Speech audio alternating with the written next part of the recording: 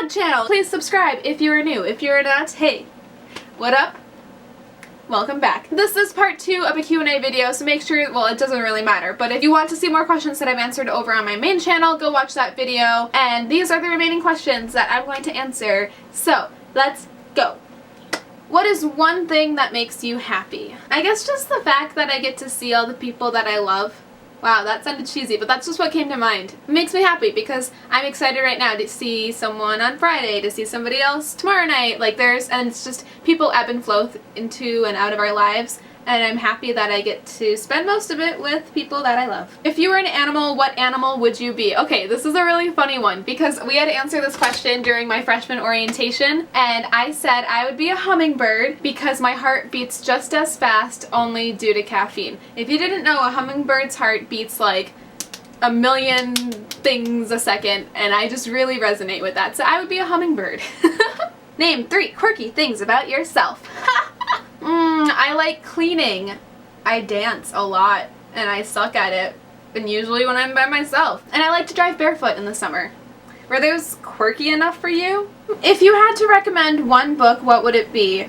I love this question. And also, just thank you, The Lovely Print, because I see your comments on all my videos, and it means a lot. That's tough, because I have a lot of favorite books, but they're all different genres, different topics, different moments of my life. Like, I have a book that I would recommend to my 8-year-old self, but I have a different book that I would recommend if I were 15 and struggling, or if I were 17 and in love. Like, I can't even answer that question. I'm sorry. I'm gonna be that bitch in the Q&A that just can't even answer the question. I think there's a Jodi Picoult book that has helped me for everything. Alice in Wonderland, The Glass Castle. The Hunchback of Notre Dame really changed my life. So did Dracula, but it was mostly because of the time in my life. That's the thing. Perks of Being a Wallflower, but like, I feel like everyone's read that book by this point. I'm just gonna make a separate video on books if you want to see that. Let me know down below, because my other video on books got a low amount of views, but I do not know, should I make a video about some books? Because I could do that. If you could only eat one food for the rest of your life, what would it be? Oh my god. Pizza?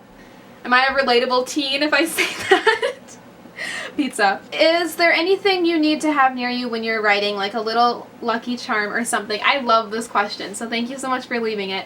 Not to my knowledge, although I keep a lot of different journals. Oh, actually, yes, I need music. I have so many playlists. I need a certain song to be playing. I need to be in a place where I can calm down in a way. I also have rainymood.com open. It just plays a rainstorm, and it really helps me focus. I have, oh my goodness, a gazillion pens to choose from, but music, I guess. It would be my lucky charm. What is your favorite quote that resonates with you in some way? From Emily. I have a book of quotations. I have a book for everything. Should we read it? Collected quotations. When I read, I come across quotes that just reach out to me. It depends on where I am that moment in life, really.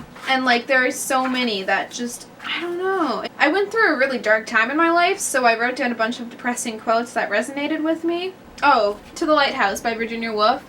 For there are moments when one can neither think nor feel, and if one can neither think or feel, she thought, where is one? That really spoke to me. Or Little Bee, if you've ever read that book. She was contrasting various countries and worlds, and the character says, you live in a world of machines and you dream of things with beating hearts. We dream of machines because we see where beating hearts have left us. I felt like that was super powerful. Garden of Eden by Ernest Hemingway. Happiness in intelligent people is the rarest thing I know. I don't know, I have a bunch of quotes, and that's why I keep this book, so that when I need one, I can find it. And what's great is that there's this section for people that you know in real life, and so there's like a quote of like all of the things people that I know in real life when they've said something that I never wanted to forget. I wrote them down here, and they help a lot. Oh, and then Ella just asks, what do you use to edit software and what camera I have? For those that also make videos and are curious, I, at the moment, just have a Canon Rebel, SL1, I'm reading it because I don't know. It was the cheapest Canon, basically, and I just use iMovie. But hey, it gets the job done. Am I right? What first attracts you to a book when shopping in a bookstore? Is it the cover, the synopsis, or something else? Okay, first, I really love this question, and I think, to be honest, it totally has to do with the cover. Well, it depends. I always keep in mind who wrote it. If I recognize the author's name and have respect for it, then right away I'm going to most likely read the book. If I read a previous book by the same author, the reviews too, if like the Wall Street Journal versus People magazine have a quote, like a quote on the back about the book, anything and everything. I like to read a lot, and I don't like to judge by the cover. I always, if I start a book, I have to finish it. That's like my rule. How were you able to find time to read while in school with the workload? Oddly enough, I found I had so much more time in college than I did in high school, so I read a lot more books in college versus in high school. It's all about giving yourself a schedule and having balance. Classes in college, I would be gone for maybe like 2 to 3 hours in the morning in class, then maybe I'd take a break to eat and watch YouTube, do a little homework, read. It's all about giving yourself a schedule, I think, because you have time to do whatever you want to achieve during the day. It's all about making time. Oh, also, I just wanted to throw this one in because someone asks, why are you such an amazing, pretty, wonderful person? And I didn't know if this was an entry or just a comment, but oh, why are you so wonderful? Thank you. Also, what makes you happy? Did I already answer this question? I don't know. Did I already answer this question? Other people make me happy. And what I mean by that is that as a Gemini, relationships get us out of bed. Like, we need other people to get ready and like feel like we have a purpose, or at least I do. And so what makes me happy? Other people. And I need that. Career-wise, like YouTube, I'm connecting with other people through a screen, but still, like, that's what I need. What's your favorite kind of pizza? Well, if it's like Papa John's, we're ordering pizza, definitely cheese, because what gets better than that? But if I'm going out to eat at like a pizza place, margarita pizza all the way, because that's wonderful. What would be your tips on helping your videos get seen a lot more by people so they subscribe to your channel? Be yourself, be sincere, be open. Have it in your mind, what do I want to achieve through my channel, through my videos? When people think of my channel, what's going to come to mind? So have that kind of like stabilizing you, and be consistent. Don't try to be like other people. That's like it. I don't know. Yeah, let's just be yourself. Don't go into it wanting a number of subscribers or like trying to be like a certain YouTuber. Use it as like a passion and an outlet to have friends. I don't know. I'm rambling now. I hope that helped. Question: peanut butter or Nutella? I don't think you know this about me, but I'm allergic to peanut butter, so Nutella all the way. What is the first thing you do when you wake up? Wish I hadn't. Wish I could go back to sleep because I'm a working adult and get like 6 hours of sleep. What is one thing that if you had to get rid of, what would it be? I would get rid of the fact that sometimes money, the lack of having enough money holds you back from potential. And I mean this in the way that like student loans, debt, college specifically, traveling. Money limits people when you don't have it, I guess. So I would get rid of that. I just want everyone to have like an equal opportunity to study somewhere or to travel or to be a part of something. And I know that, wow, I need to stop getting deep.